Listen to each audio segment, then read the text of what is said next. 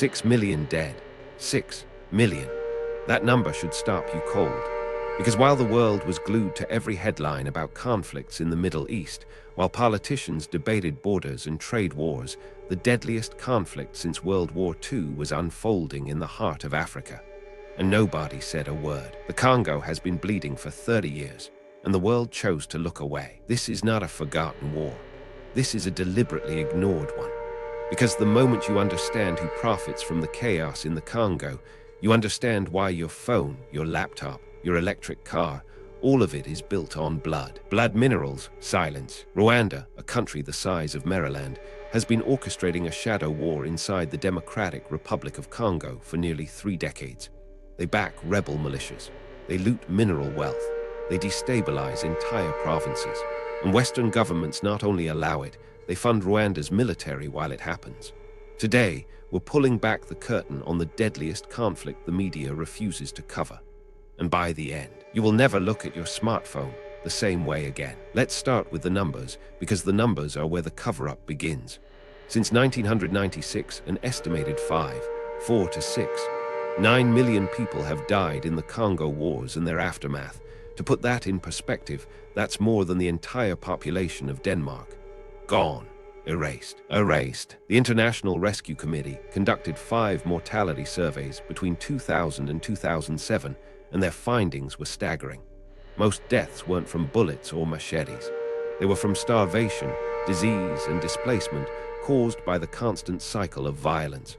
Women and children paid the highest price. The Congo conflict is the deadliest since World War II, yet it receives a fraction of the media coverage. And here's what makes it even more sickening. These numbers are almost certainly an undercount. Entire villages were wiped out in remote eastern provinces with no journalists, no on-go, no witnesses. The dead were buried in mass graves that nobody has ever excavated. The real number could be 7 million, 8 million. We may never know, because the people profiting from this chaos have zero interest in anyone counting the bodies. But the question you should be asking isn't how many died. It's why this kept happening for 3 decades without the world intervening. To understand how Rwanda became the puppet master, you need to understand the story the world was told. In 1994, Rwanda suffered one of the worst genocides in human history. In just 100 days, approximately 800,000 Tutsis and moderate Hutus were slaughtered. The world watched and did nothing. Paul Kagame and his Rwandan Patriotic Front ended the genocide, and overnight, Kagame became the West's favorite African leader. Hero, liberator, savior. The narrative was perfect. A survivor who stopped a genocide and then rebuilt his nation into the so-called Singapore of Africa. Clean streets, economic growth, low corruption scores. International aid poured in. Western leaders lined up to shake his hand. Tony Blair became his advisor. The Clinton Foundation celebrated him. But here's where the story fractures. The same army that stopped the genocide followed the killers into Congo and never left. In 1996, Kagame's forces invaded eastern Congo under the pretense of pursuing Hutu genocidaires who had fled across the border. That was partially true. But what happened next had nothing to do with justice and everything to do with conquest. If this pattern of manufactured heroes is opening your eyes, hit like and subscribe to keep exposing what they hide. Because what comes next connects all the dots. Follow the money. It always leads to the truth. The Democratic Republic of Congo sits on an estimated $24 trillion worth of untapped mineral wealth. Let that number sink in. Trillion, 24 trillion. The Congo holds over 70% of the world's coltan, the mineral essential for every smartphone capacitor on Earth. It has massive reserves of cobalt, critical for electric vehicle batteries. Lithium, tin, tungsten, gold, diamonds, copper. The Congo is not a poor country. It is a rich country whose wealth has been systematically stolen for over a century. King Leopold of Belgium started it. Colonial powers continued it. And now Rwanda has perfected the modern version. Here's how it works. Rwanda's annual coltan exports have at times exceeded what it could possibly mine from its own territory, because the coltan isn't Rwandan. It's Congolese, looted from mines controlled by militias that Rwanda arms and directs. A 2021 UN group of experts report documented how minerals extracted from rebel-held territory in eastern Congo were smuggled across the border, relabeled as Rwandan, and sold to international buyers. Your phone might literally contain minerals that funded a massacre. The Congo is the richest country in the world, populated by the poorest people in the world. And the smuggling operation isn't some rogue network. It's state-sponsored. But Rwanda couldn't do this alone. It needed an army inside the Congo. Enter M23, the March 23 movement. On the surface, they claim to be a Congolese rebel group fighting for the rights of ethnic Tutsis in eastern Congo. In reality, they are Rwanda's proxy army. Proxy army, Rwanda. The evidence is overwhelming, and it comes from the United Nations itself. Multiple UN reports have documented that Rwanda provides M23 with weapons, ammunition, uniforms, and direct military support, including Rwandan troops fighting alongside the rebels. In some cases, Rwandan military officers have been identified commanding M23 units on Congolese soil.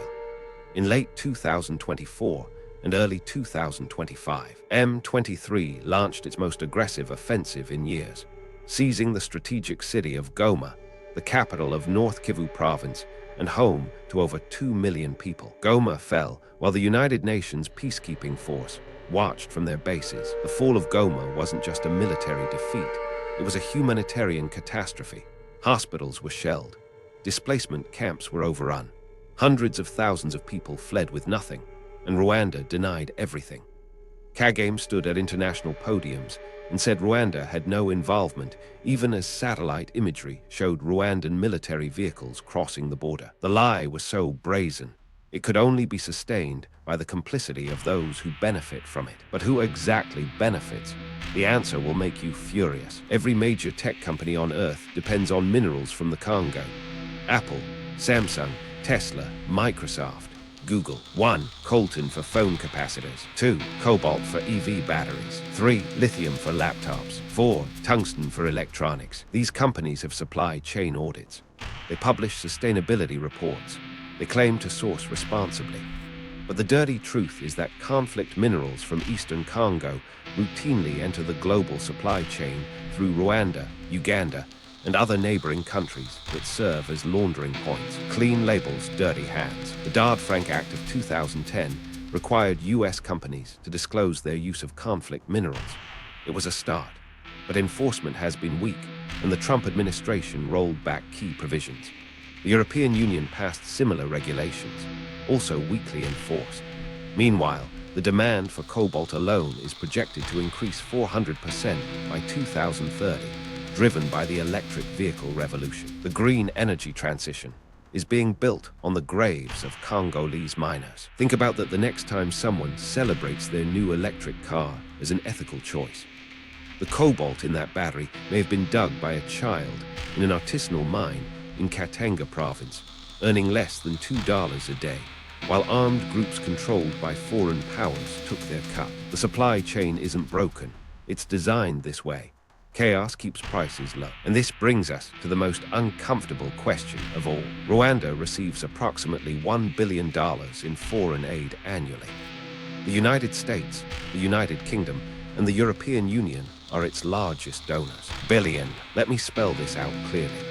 Western taxpayers are funding a government that the United Nations has repeatedly documented is backing an armed insurgency responsible for mass atrocities in a neighboring country. And Western governments know this. They have the same UN reports you and I can read. They have intelligence services that have tracked Rwandan military movements into the Congo for decades. They know. We have documented substantial and compelling evidence of direct Rwandan military intervention in eastern Congo. So why don't they act? 3 reasons. First, Rwanda is a key Western ally in East Africa, hosting military bases and cooperating on counterterrorism. Second, Rwanda serves as a model for the development narrative that Western institutions need to justify their aid budgets.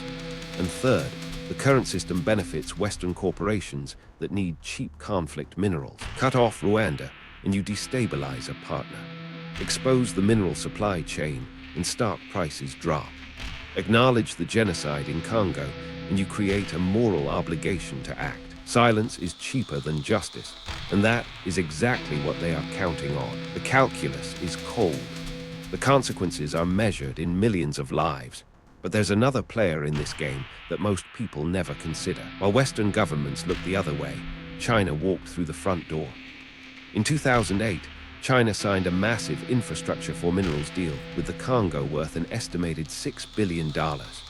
Roads, railways, hospitals, in exchange for copper and cobalt mining rights. Roads for minerals. On paper, it looked like a win-win. The Congo gets infrastructure it desperately needs. China gets the minerals it needs for its manufacturing dominance. But critics point out that the deals were negotiated with a Congolese government notorious for corruption, that the infrastructure projects were built by Chinese workers rather than creating local jobs, and that the mining contracts were structured to benefit Beijing far more than Kinshasa. China now controls approximately 70% of the Congo's cobalt supply chain, from mine to battery factory. The scramble for Africa never ended, it just changed flags. And here's the geopolitical twist. As the US and Europe push for electric vehicles, they are becoming increasingly dependent on Chinese-controlled Congolese cobalt. The same minerals that fund the conflict are now a weapon in the US-China rivalry. The Congo isn't just a humanitarian crisis. It's a chessboard where global superpowers compete for the resources that will define the 21st century economy. And the Congolese people are the pawns. But what does this look like on the ground for the people living through it? The statistics are numbing. Let me make them human. In eastern Congo right now, over 7 million people are internally displaced. That's more than the entire population of Bulgaria, living in makeshift camps, dependent on aid that never arrives in full. I have seen things no human being should ever witness.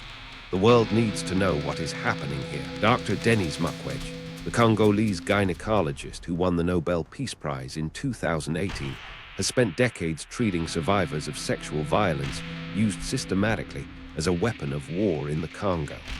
His hospital in Bukavu has treated over 50,000 survivors. 50,000 in one hospital. Weapon. Sexual violence in eastern Congo isn't random. It's strategic. Armed groups use it to terrorize communities, force displacement, and clear land for mining operations. The UN has called it the worst place on earth to be a woman. Children are recruited as soldiers. Entire communities are enslaved to work in mines. Families are torn apart, not by natural disaster or famine, but by a deliberate, calculated campaign to extract wealth from their land while destroying their capacity to resist. This is not a civil war. This is organized plunder disguised as conflict. And the world's response has been a masterclass in performative concern. But even that performance is falling apart. MONUSCO, the United Nations Organization Stabilization Mission in the Democratic Republic of the Congo. It's the largest and most expensive UN peacekeeping operation in the world. Over $1 billion per year.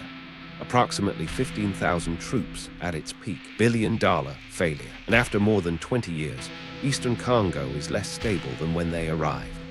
How is that possible?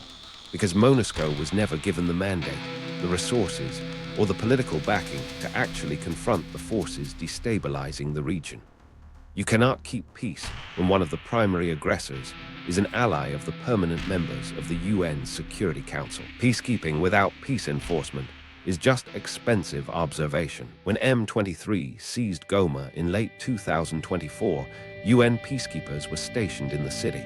They watched. Some withdrew. The Congolese government accused them of standing by during a massacre. Protests erupted. UN compounds were attacked by furious Congolese civilians who felt betrayed. When the people you were sent to protect turn against you, the mission has already failed. The Congo government has since demanded MONUSCO withdrawal, and the drawdown is underway. But what replaces it? The Southern African Development Community deployed troops. Regional forces from Burundi and Angola entered the picture. The situation has become a tangle of competing interests masquerading as peacekeeping. And this brings us to the question that should be keeping you awake at night. So where does this leave us? 6 million dead, a proxy war still raging, minerals still flowing, Aid still funding the aggressor. 1. Rwanda backs M23 with impunity. 2. Western aid funds the aggressor. 3. Tech companies profit from chaos. 4. China controls the cobalt chain. 5. The UN watches and retreats. The pattern is clear. The Congo's tragedy is not an accident of geography or a failure of development. It is the predictable outcome of a system where powerful actors benefit from instability. Rwanda gets minerals and regional dominance. Western governments get a convenient ally and cheap resources. Tech companies get low-cost supply chains. China gets strategic mineral control. Everyone profits except Congo, but there are cracks forming. The fall of Goma in 2025 has generated more international attention than at any point in the last decade. Congolese diaspora communities are organizing globally. Independent journalists and researchers are documenting the mineral laundering networks in unprecedented detail. The truth about Congo is no longer hidden. It is being deliberately ignored. And that distinction matters, because hidden truths require discovery. Ignored truths require pressure, awareness, accountability. The kind that starts with people like you refusing to look away. The world will not be destroyed by those who do evil, but by those who watch them without doing anything. The next time you pick up your phone, remember what it cost. Not in dollars, in lives. The Congo-Rwanda proxy war is not just Africa's problem. It is humanity's problem. Because every system that allows 6 million people to die for minerals that power our devices is a system we are all complicit in. Your convenience is built on their suffering. But here is the thing about complicity. It only survives in ignorance. Now you know. You know that Rwanda orchestrates militias to loot Congo's wealth. You know that Western governments fund Kagame while reading UN reports about his crimes. You know that your technology runs on conflict minerals laundered through neighboring countries. You know that the deadliest conflict since World War II has been deliberately kept off your screen. See the pattern. The question is what you do with that knowledge. Share this video. Research the companies you buy from. Demand supply chain transparency. Support Congolese voices telling their own story. Because the media won't cover this.